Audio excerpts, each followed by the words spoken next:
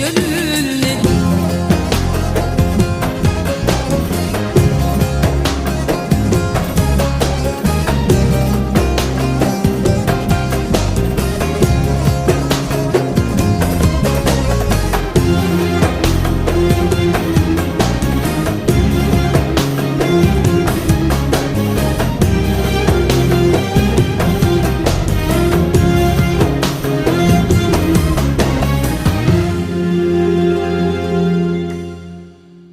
Seni gezen bu gözlerim hasretinden kan yaş döker. Eğer işitse sözlerim ah çeker dağlar diz çöker. Seni gezen bu gözlerim hasretinden kan yaş döker.